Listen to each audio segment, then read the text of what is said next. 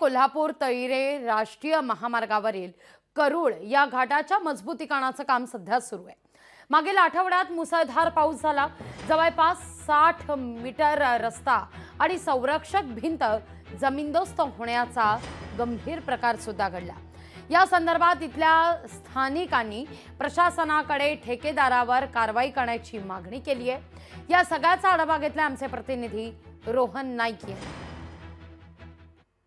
पश्चिम महाराष्ट्र आणि कोकण जोडणारा करूळ घाट नेहमी चर्चेत असतो। या चर्चेत आता आणखी एक भर पडली आहे ती 4 दिवसांपूर्वीच या घाटातील जवळपास जो नवीन बांधणी करण्यात आलेला जो मार्ग होता तो कोसळला जवळपास 60 मीटर अंतरावर, आणि यामुळे आधीच इथली वाहतूक बंद ठेवण्यात आली होती आणि आता पुढे किती दिवसांनी चालू होईल हा मोठा प्रश्न निर्माण झाला। आपण याच मार्गावर करूळ घाटात आहोत आणि एका इथल्या ब्रिजवर इथलं कसं काम चाललंय, या जे ठेकेदार कंपनी आहे त्याचं आपण काम पाहू शकतो। कशा प्रकारे हे इथलं काम आहे, या ब्रिजवर सुद्धा जी मधली एक कडा आहे ती सुद्धा आपण पाहू शकतो। कशा प्रकारे यावर कुठलाही सिमेंटचा थर किंवा फक्त रबलिंग आपल्याला पाहायला मिळतंय, पण त्याच्यावर सिमेंटचा थर जो महत्वाचा होता तो दिसून येत नाहीये।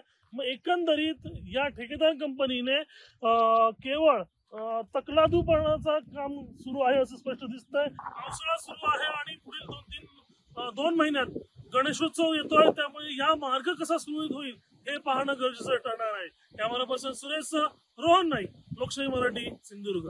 प्रवासी आहेत, वाहतूकदार आहेत, त्या सगळ्यांना याचा त्रास झालेला आहे। अगदी व्यापाऱ्यांना ज्यांना इथून जे कोल्हापूरला जाण्यासाठी त्यांना जवळ पडत होतं कोल्हापूरला, त्यांना भुईबावडा मार्गे फिरून जावं लागतंय, त्यांना तो त्रास होतोय। परत आता भविष्यात चाकरमानी येणार आहेत गणपतीसाठी, त्यांना देखील भुईबावडा मार्गे फिरून यावं लागणार आहे। परत घाटात एवढं काम निकृष्ट झालं की उद्या अपघात होण्याची देखील संभावना आहे।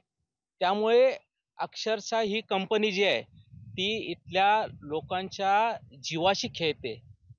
तर आमची जिल्हाधिकारी आणि ह्या प्रशासनाकडे अशा प्रकारची मागणी आहे की ह्या पूर्ण कामाची चौकशी व्हावी। लोकशाही मराठी ऐका, पहा, जागरूक रहा।